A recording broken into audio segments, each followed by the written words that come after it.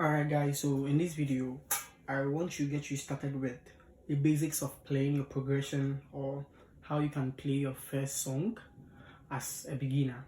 Alright, so up until this point we've learned that once you take your major scale, say the C major scale,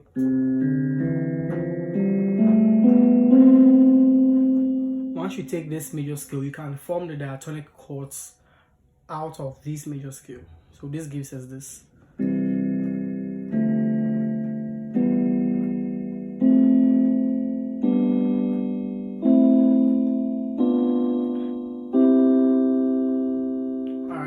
So once you put these diatonic chords together, or some of these chords together, and they sound good harmonically, then we get what we call a progression. All right, so a progression is basically putting some of these chords together, all right, and then they sound very well. All right, so I can take my 1, 4, and 5 and put them together.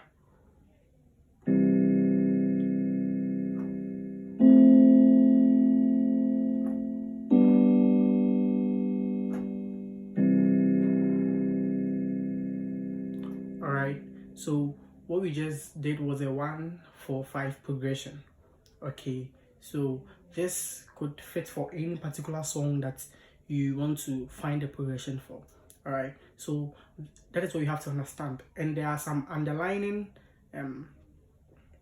facts or some rules that you need to know when you are dealing with progressions. Not necessarily rules, but you need to know some knowledge you need to know about progressions. All right, so every progression should have what we call the tonic, the subdominant, and the dominant.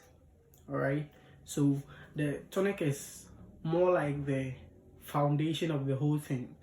All right, so think of progression as a way of telling a story where in the end you would want to end it. All right, so the tonic is like the beginning and the end of what you want to do.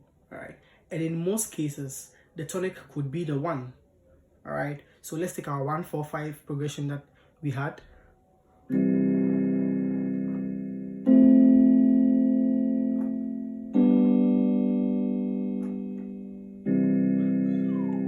Alright, you realize that we started on a 1, and then we moved to the 4, then we moved to the 5, alright, and we came back to the 1. Alright, so you realize that the 1 over here becomes the whole center of the progression, alright, where you start your storytelling and you move away from the 1, and then once you want to end it you come back to the 1.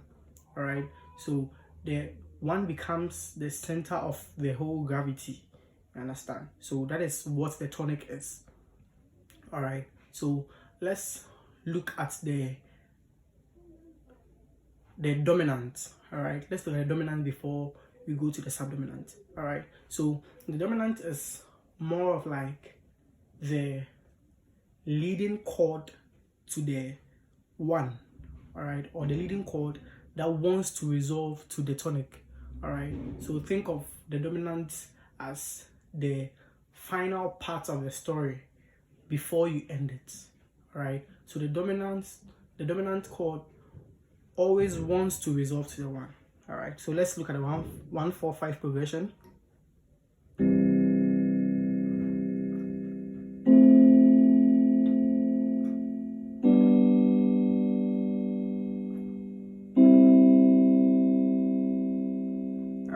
So you realize that the 5, all right, always wants to resolve to the 1. All right, it has this sort of pull to the 1.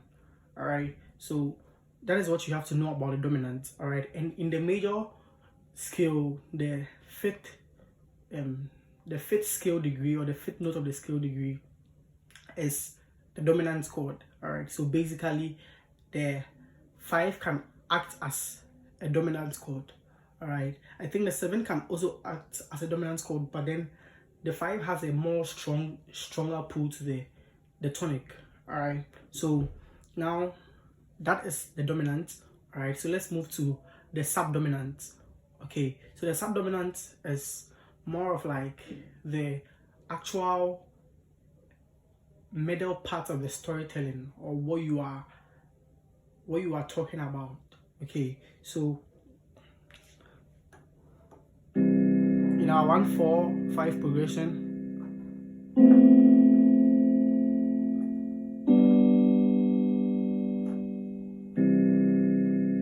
all right, so your 1 becomes the part where you begin your story. The 4 becomes the part where you are diving deep into the details of the story. All right, the middle part of the story, the climax of the whole story. And then the 5 becomes the part where you are about ending your story. Then you now finally end your story. All right, so these are the basics of our progressions. All right, the 5 resulting to the 1 perfectly, or the tension between the 5 or the dominant chord wanting to result to the tonic is what we call a cadence. All right, it is called a cadence.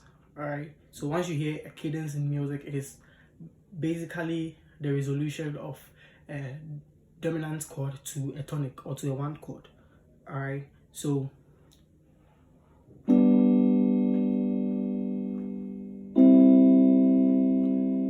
okay, so you realize that once you're on your 5, it strongly wants to move to the 1. Okay, your 7th chord also has a pull to the 1. All right, but then the 5 has a more stronger cadence as compared to the 7. All right, so once your chords are without inversions, they are in the roots position, then it is a perfect cadence. All right, so if I'm in my first or my roots position of the 5 and I move to my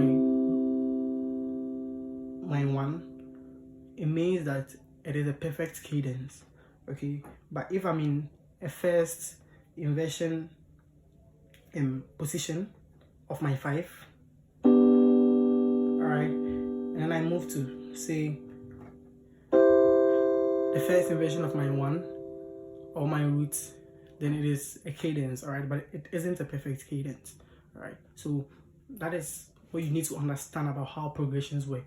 All right, so there could be a couple of chords that would act as my my subdominant. All right, so instead of having a 1-4-5 progression, I can choose to have a 1-4-6-5 progression. All right, which will be this.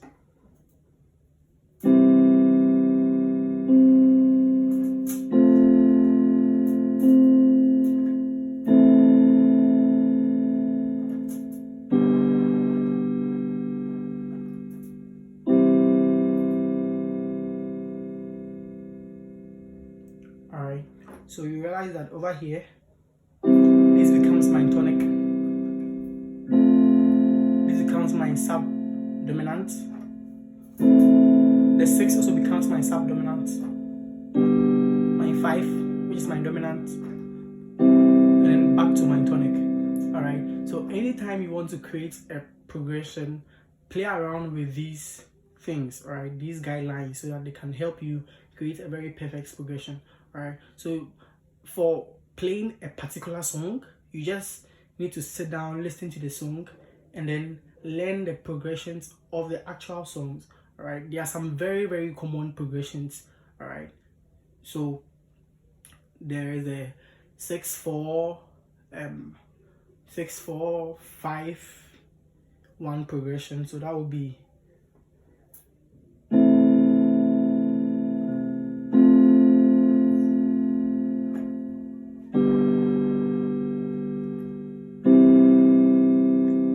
or a 6-4-1-5 progression.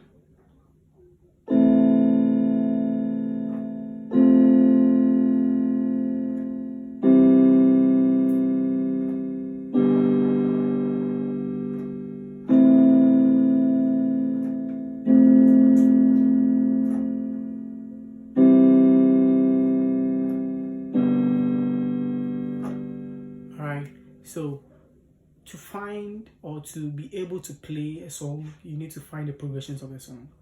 All right, and in doing that, you need to listen to the song and actually try your hands on the progression.